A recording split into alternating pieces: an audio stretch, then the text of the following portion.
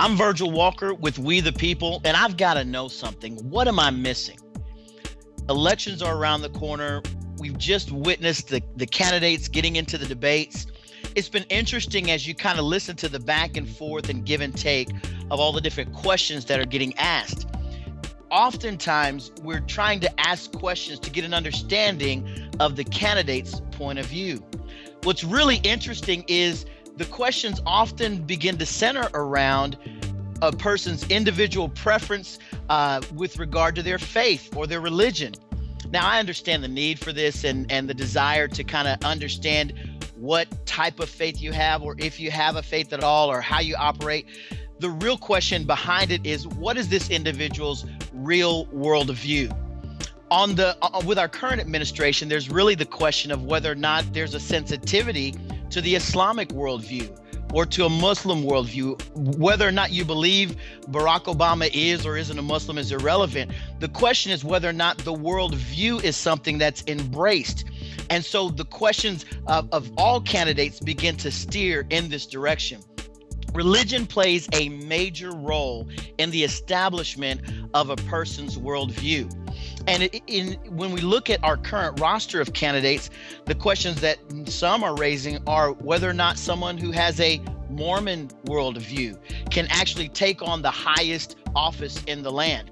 There are others who really begin to question and challenge whether or not someone who has a Christian worldview would take this country in too far a direction that some liberals or at least some moderates are concerned about would not be correct for everyone who's being governed. Article 6 of the Constitution says no religious test shall ever be required as a qualification to any office or public trust in the United States. Basically, what that means is that there'll never be an actual test taken to determine your faith prior to your running for a particular public office.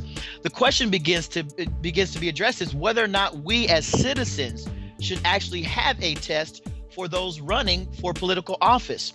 And if we do, what would that test look like?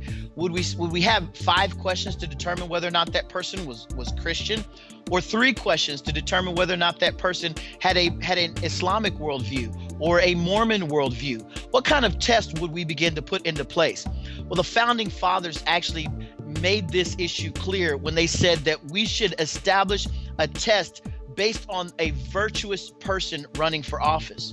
The reality is that a virtuous leader actually comes from a virtuous people. When you look at the definition of virtue, you begin to find words like this: bravery, valor, courage, moral goodness, someone who upholds to moral duties, righteousness, uprightness, temperance, conformity to one's life and conduct to moral and ethical principles.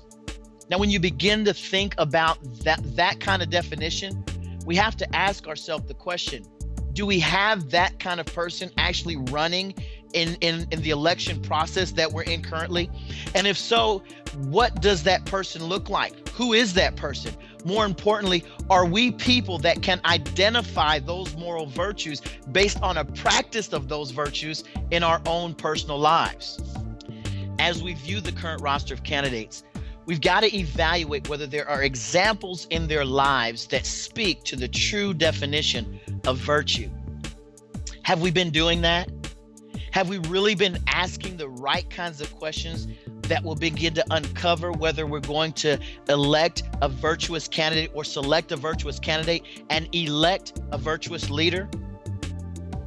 I think it's important. Those are important questions for us to consider. And in light of this, we've got to ask one final question. What am I missing?